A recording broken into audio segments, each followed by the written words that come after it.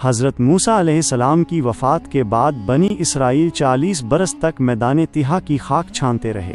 جب اللہ کی مقرر کردہ میعاد پوری ہوئی تو اللہ نے حضرت یوشع بن نون علیہ السلام کو پیغمبری عطا فرمائی۔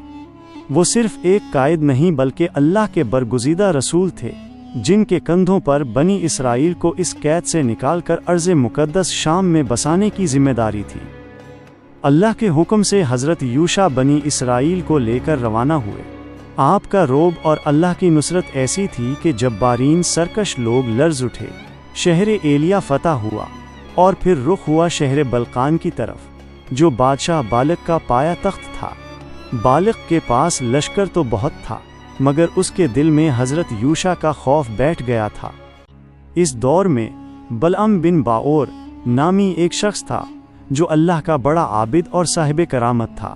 اس کے پاس اسم اعظم تھا، وہ جو دعا مانگتا اللہ اسے قبول فرماتا۔ جب بالق نے دیکھا کہ وہ یوشع بن نون کا مقابلہ نہیں کر سکتا تو وہ بلعم کے پاس پہنچا اور گڑ گڑا کر کہا، آپ اللہ کے مقبول بندے ہیں، ہمارے حق میں دعا کریں کہ ہم اس لشکر پر فتح پائیں۔ بلعم کے ضمیر نے جھنجھوڑا۔ اس نے کہا، نادانو، یوشع اللہ کے نبی ہیں اور ان کا لشکر اللہ کے سپاہیوں کا ہے۔ میں اللہ کے نبی کے خلاف کیسے زبان کھول سکتا ہوں؟ میری مانو تو ان پر ایمان لے آؤ۔ لیکن بالق اور اس کے حواریوں نے اسے ڈرایا کہ اگر دعا نہ کی تو اسے سولی پر چڑھا دیا جائے گا۔ بلعم خوفزدہ تو ہوا مگر پھر بھی خاموش رہا۔ بلعم کی ایک خوبصورت بیوی تھی جس پر وہ جان چھڑکتا تھا۔ بالق نے اس عورت کو دولت کا لالچ دے کر خرید لیا۔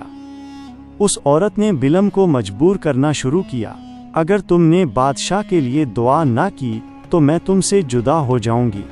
محبت اور دنیاوی لالچ نے بلعم کے ایمان پر پردہ ڈال دیا۔ جب وہ بد دعا کے لیے نکلا تو قدرت نے اسے کئی بار روکا۔ اس کا گدھا راستے میں رک گیا اور اللہ کے حکم سے بول اٹھا، اے بلعم، کہاں جا رہے ہو؟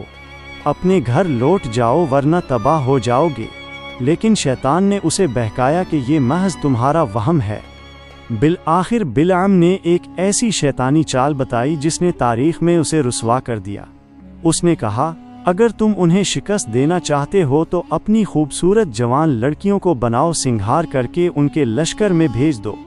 اگر لشکر کا ایک بھی آدمی زنا میں مبتلا ہو گیا تو اللہ کی نصرت ان سے چھن جائے گی۔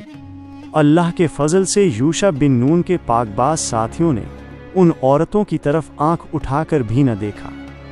جب یہ مکر فیل ہوا تو بلعم نے پہاڑ پر چڑھ کر اسم اعظم پڑھا اور بنی اسرائیل کے خلاف بد دعا کی۔ اس کا اثر یہ ہوا کہ ایک وقت کے لیے بنی اسرائیل کو ہزیمت اٹھانی پڑی۔ حضرت یوشع تڑپ اٹھے۔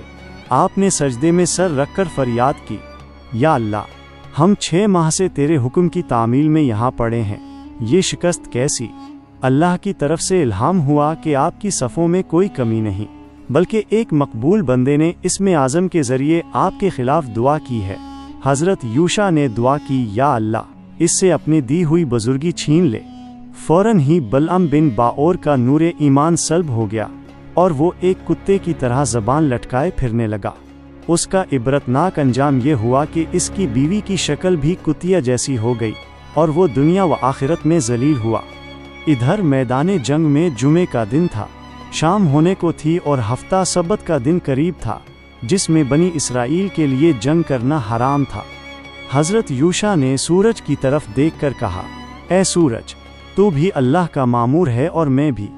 آپ نے اللہ سے دعا کی کہ سورج کو روک دے۔ اللہ نے کائنات کا پہیہ روک دیا۔ سورج 2 گھڑی تک آسمان پر ٹھہرا رہا، یہاں تک کہ بنی اسرائیل نے دشمن کا مکمل صفایا کر دیا اور فاتح بن کر شہر میں داخل ہوئے۔ بلعم بن باور کا قصہ ہمیں سکھاتا ہے کہ انسان کتنا ہی بڑا عابد کیوں نہ بن جائے، اگر وہ اپنے نفس امارہ کا تابع ہو جائے اور اللہ کے نبیوں کی مخالفت کرے تو وہ ذلت کی گہرائیوں میں جا گرتا ہے۔ اللہ کا ارشاد ہے، جس نے سرکشی کی اور دنیا کی زندگی کو ترجیح دی اس کا ٹھکانہ جہنم ہے، اور جو اپنے رب کے سامنے کھڑے ہونے سے ڈرا اور نفس کو خواہشات سے روکا اس کا ٹھکانہ جنت ہے۔ حضرت یوشع بن نون علیہ السلام نے 120 یا ایک روایت کے مطابق 127 برس کی عمر میں وفات پائی۔ آپ نے کالب بن یوحنا کو اپنا خلیفہ مقرر کیا اور اپنی زندگی اللہ کی رضا اور شریعت موسیٰ علیہ السلام کے نفاذ میں صرف کر دی۔